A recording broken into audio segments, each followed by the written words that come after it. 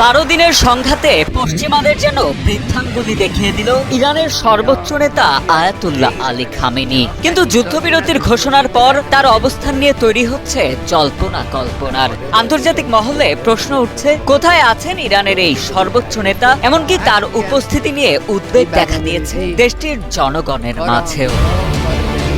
সম্প্রতি মার্কিন সংবাদ মাধ্যম দি নিউ ইয়র্ক টাইমসের প্রতিবেদনে বলা হয়েছে, ইরানের সর্বোচ্চ নেতা আয়াতুল্লাহ খামেনি বর্তমানে একটি গোপন বাংকারে অবস্থান করছেন এবং তিনি সব ধরনের ইলেকট্রনিক যোগাযোগ স্থগিত রেখেছেন।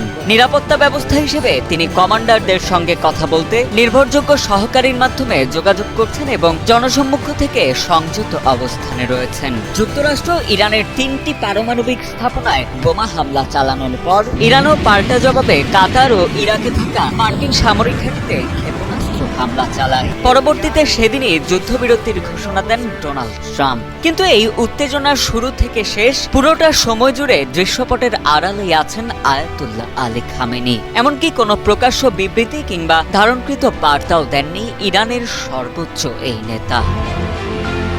ইরানের গুরুত্বপূর্ণ রাষ্ট্রীয় বিষয়ে চূড়ান্ত সিদ্ধান্ত দেওয়ার ক্ষমতা রাখেন আয়াতুল্লাহ আলী খামেনি। সশস্ত্র বাহিনীর সর্বাধিনায়ক হিসেবেও মার্কিন ঘাঁটিতে হামলা কিংবা ইসরায়েলের সঙ্গে যুদ্ধবিরতির মতো গুরুত্বপূর্ণ সামরিক সিদ্ধান্তের অনুমোদনও তারই দেওয়ার কথা।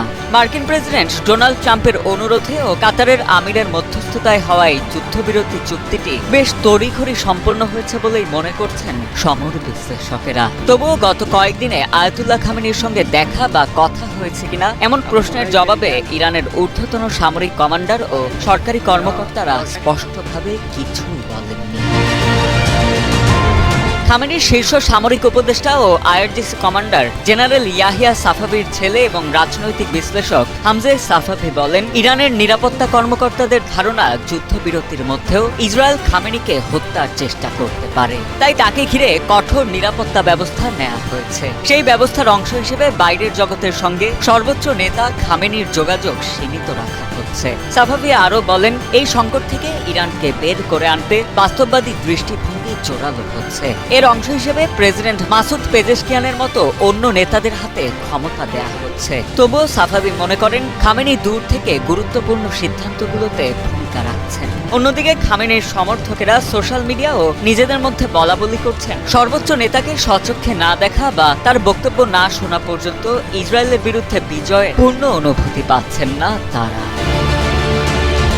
গবেষণা সংস্থা চ্যাথাম হাউসের মধ্যপ্রাচ্য ও উত্তর আফ্রিকা অঞ্চলের পরিচালক সানাম ভাকিল বলেন, খামেনির অনুপস্থিতি অত্যন্ত তাৎপর্যপূর্ণ।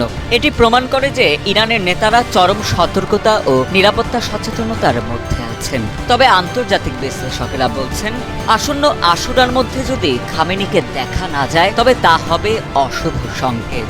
তাকে জনসম্মুখে আসতে হবে। উল্লেখ্য, আগামী জুলাইয়ের শুরুতে ইরানের শিয়া মুসলিমদের গুরুত্বপূর্ণ ধর্মীয় শোকানুষ্ঠান আশুরা পালন হবে।